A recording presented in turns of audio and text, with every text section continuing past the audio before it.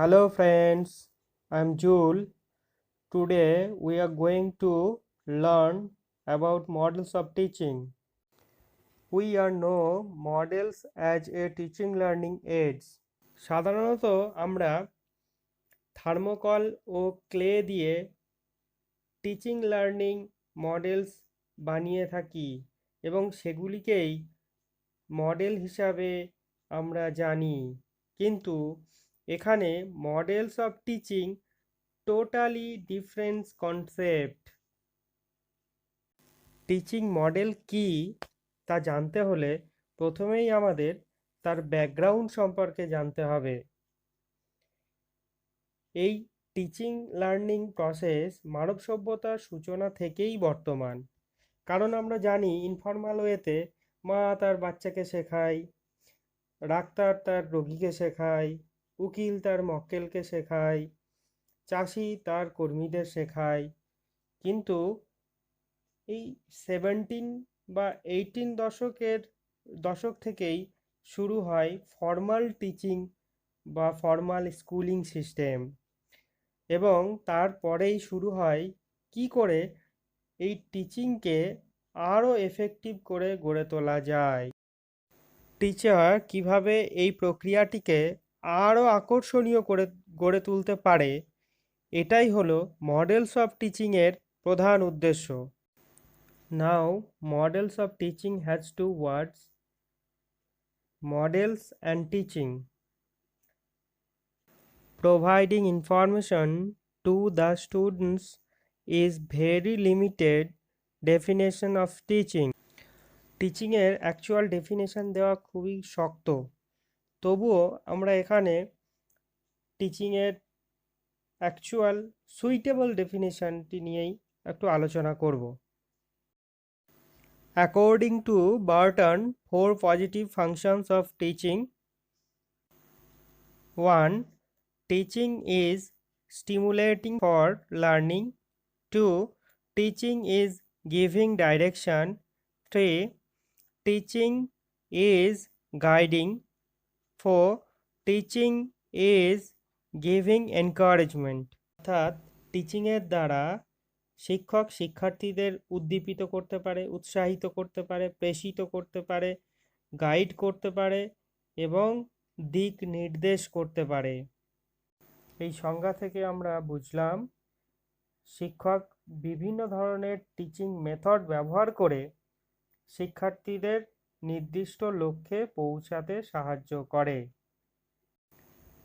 অতএব আমরা পরবর্তী স্লাইডে জানব যে শিক্ষক মহাশয় কিভাবে ডিফারেন্ট মেথডস অফ টিচিং ব্যবহার করে শিক্ষার্থীদের তাদের নির্দিষ্ট লক্ষ্যে পৌঁছাতে সাহায্য করে। আমরা এখানে জানব ডিফারেন্ট মেথডস অফ টিচিং, যেমন lecture method, discussion method, field trip. Which is the best method? Can you tell me? Probably you will select discussion method. কিন্তু যখন স্টুডেন্ট সংখ্যা খুব কম হবে তখন কিন্তু আমরা এই মেথড ব্যবহার করতে পারবো না। So it is proved from research that no single method can suit best for all type of content and all the objectives. With these thoughts, methods of teachings were developed. কোনো একটি teaching method যেমন সমস্ত টিচিংয়ের ক্ষেত্রে প্রযোজ্য নয়, তেমনি কোনো একটি টিচিং মডেল সমস্ত শিক্ষার্থীকে শিক্ষা দেওয়ার জন্য প্রযোজ্য নয়। Now, if models are not just teaching learning aids, what are models? Let's see the definitions of models of teaching. তাহলে আমরা এখানে মডেলস অফ টিচিং কি তা জানব। According to Bruce Joyce and Marshall, models of teaching are patterns or plan based on scientific principles about teacher students interaction in classroom or in other situation. So in classroom, teacher and students are face to face interaction, but models of teaching are applicable of other situation like online learning when you are writing a book, etc. যেমন একটি teaching method সমস্ত স্টুডেন্টের চাহিদা ও উদ্দেশ্য পূরণ করতে ব্যর্থ, তেমনি কোনো একটি টিচিং মডেল সমস্ত ধরনের স্টুডেন্টদের শিক্ষা দিতেও ব্যর্থ। Models of teaching are based on specific content, specific objectives, specific type of students. So let's see the concept. Bruce Joyce prepared systematic plan to apply thoughts and research by experts in various fields in day-to-day teaching. Such plans are models of teaching.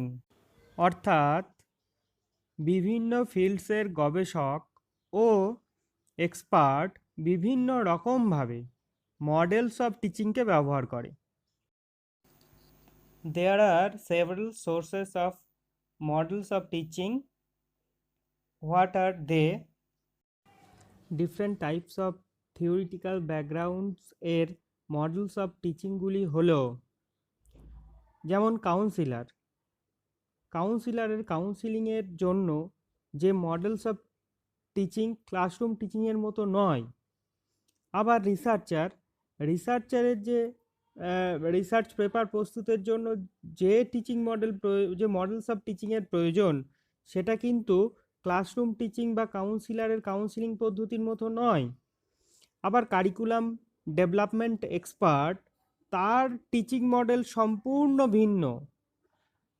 বা psychologist, তার psychological অ্যানালিসিসের জন্য different models of টিচিংয়ের কিন্তু প্রয়োজন রয়েছে। আলাদা আলাদা fields অনুযায়ী models of টিচিংগুলিকে মোটামুটি 4টি ভাগে ভাগ করা যায়, যথা information processing models of teaching, social interaction models of teaching, behavioral models of teaching, and personal models of teaching. So let's see one by one models of teaching. Information processing models of teaching. Main purpose of these models of teaching is to develop cognitive abilities through practice of collecting, organizing, interpreting, and applying information. Example: inquiry training teaching model, inductive thinking teaching model, concept attainment teaching model, and advanced organizer teaching model. Information processing মডেলটির প্রধান উদ্দেশ্য হল cognitive অ্যাবিলিটিজের development ঘটানো, অর্থাৎ কিভাবে শিক্ষার্থীর cognitive development ঘটবে সেই রকমভাবে ইনফরমেশন প্রসেসিং মডেলটিকে প্রস্তুত করা হয়। পরবর্তী ক্লাসে আমরা ইনফরমেশন প্রসেসিং মডেলটি সম্পর্কে বিস্তারিত জানব। Social interaction models of teaching. Main purpose is to provide knowledge to interrelationship among people in society and to develop social abilities through practice of systematic interactions with others. Example: role play, game, simulations. Social interaction models of টিচিংয়ের প্রধান উদ্দেশ্য হলো good adjustment of the societies. Next, personal model of teaching. Main purpose is to develop self-concept and personalities. Emphasis is on feelings, adjustment, ability, and creativity. Example, synaptis. Personal models of টিচিংয়ের প্রধান উদ্দেশ্য হল নিজস্ব ধারণা ও পার্সোনালিটির বিকাশ ঘটানোর সঙ্গে সঙ্গে নিজস্ব ফিলিংস এবং অ্যাডজাস্টমেন্ট অ্যাবিলিটি ও ক্রিয়েটিভিটির বিকাশ ঘটানো। আজ এটুকুই। নেক্সট ক্লাসে আমরা information processing models of teaching নিয়ে আলোচনা করব। Thank you.